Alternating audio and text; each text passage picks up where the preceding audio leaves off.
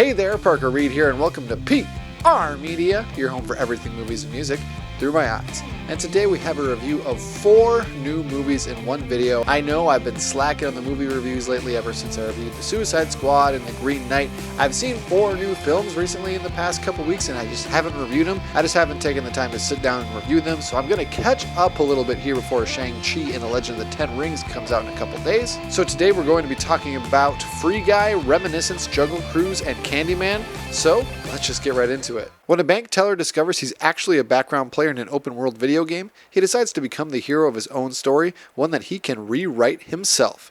In a world when there's no limits, he's determined to save the day in his way before it's too late, and maybe find a little romance with the coder who conceived him. In Free Guy, Ryan Reynolds basically plays Ryan Reynolds once again, and this movie was just a lot of fun. There was no nonsense in this movie, it's just pure, unfiltered fun. The plot doesn't make a lot of sense, the characters are quipping the whole time, but there is a lot of great music in it, there are a lot of funny moments, a lot of heartfelt moments too. I was kind of surprised, I was tearing up by the end of this movie, and by the end of it, this reminded me how fun it can be to be in a theater with a bunch of people who are also laughing, and the ending was pretty grand and pretty epic as well. I enjoyed Free Guy a lot, so I would give it a solid 8 out of 10. Nick Bannister, a private investigator of the mind, navigates the darkly alluring world of the past by helping his clients access lost memories. Living on the fringes of the sunken Miami coast, his life is forever changed as he uncovers a violent conspiracy while trying to solve the mystery behind a client who disappeared. Going into watching Reminiscence, I thought it was basically going to be Inception light, and it basically was that with just Hugh Jackman in it instead of Leonardo DiCaprio. There were a lot of cool concepts in this movie, but they weren't explored to their fullest extent, and some things aren't explained very well, like why the coast is sinking all around them, and I felt the ending was a little bit underwhelming. I didn't like it very much where they ended off, but there were some really great action sequences in this movie, some heartfelt moments, although I felt like the main love interest in this movie was a little bit underdeveloped. Overall, it was an okay watch, not a movie I'd recommend really, but it was an okay time at the theater, so I would give Reminiscence a solid 5.5 out of 10. Meh. Dr. Lily Houghton enlists the aid of wisecracking skipper Frank Wolf to take her down the Amazon in his ramshackle boat.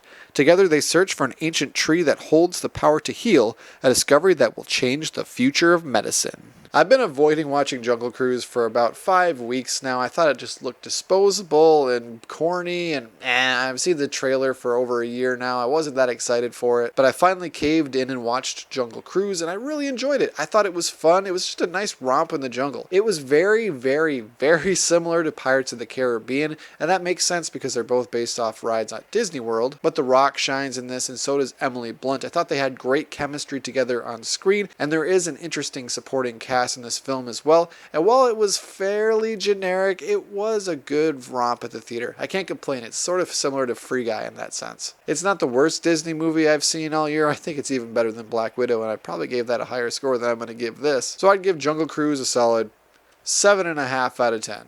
In present day, a decade after the last of the Cabrini Towers were torn down, Anthony and his partner move into a loft in the now gentrified Cabrini.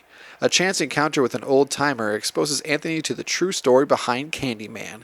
Anxious to use these macabre details in the studio as fresh grist for paintings, he unknowingly opens a door to a complex past that unravels his own sanity and unleashes a terrifying wave of violence. I'm coming into this with an odd perspective because I've never seen the original Candyman, and this movie is a sequel. It follows the recent Halloween reboot in naming the sequel the same damn thing as the original. I still don't understand that whatsoever. Just put a 2 after it. That'd be a lot easier. But overall, Candyman I felt like was kind of boring to me. It was really slow, and I like slowly paced methodical movies, but not a lot actually happens in this film. And I know everybody swoons over Jordan Peele constantly, but I think Get Out and Us are okay movies. I think Get Out's much better than Us is, just from a script perspective. But he's just producing and writing on this film, but it does really feel like a Jordan Peele movie. The scares were pretty good in this. There were some creative ones, but the ending wasn't satisfying for me, and it's really short. It's less than an hour and a half long. I think this could have been 20 minutes longer. It really would have helped explain what the hell was going on screen. I'm not the biggest fan of horror movies in the world, but I did enjoy this this one. I thought it was an interesting take, although I think that the social commentary presented in this film was just way too blunt. It was not handled with any grace or anything else. It's just, let's sit on a couch and say exactly the through line of the movie. That's going to make sense for our dumb audience. That's really how it felt. It felt like they were talking down to us and preaching at us rather than talking with us. I think it's an above average horror movie, but it's not this great cinematic masterpiece or this great revival like everyone's making it out to be. So I think this is a solid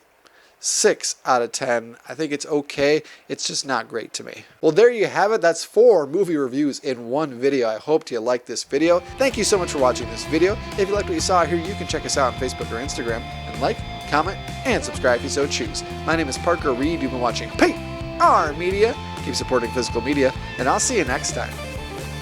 Thanks, guys.